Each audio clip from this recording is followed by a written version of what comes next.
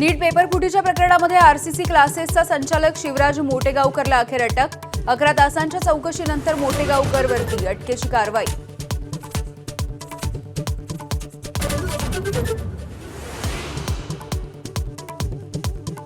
नीट paper फुटीमध्ये ज्या व्हिडिओमुळे मोटेगावकर अडचणीत आला तो व्हिडिओ एबीपी माझाच्या हाती। 3 मे रोजी परीक्षा दिलेल्या मुलींनी मॉक टेस्ट प्रमाणेच पेपर आल्याची दिली होती माहिती।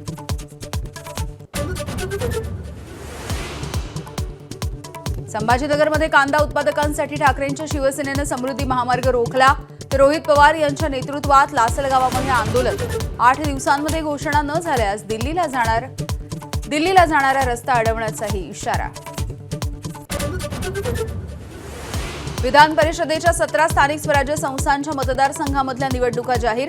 18 जूनला मतदान तर 22 जूनला मतमोजणी।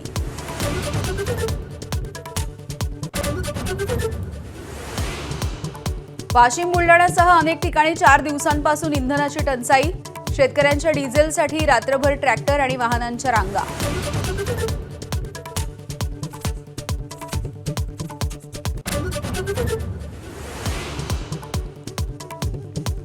रत्नागिरी जिल्ह्याला हवामान विभागाचा पावसाचा येलो अलर्ट। तुरळक पाऊस आणि जोरदार वारे वाहण्याचा हवामान विभागाचा इशारा।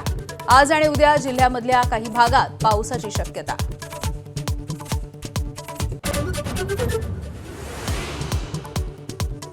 चांदीच्या आयातीवरती निर्बंध लादल्यामुळे प्रति किलो 7,000 रुपयांनी चांदी महागली। आज चांदी प्रति किलो 2,70,000 सोन्याच्या दरांमध्ये कोणताही बदल नाही।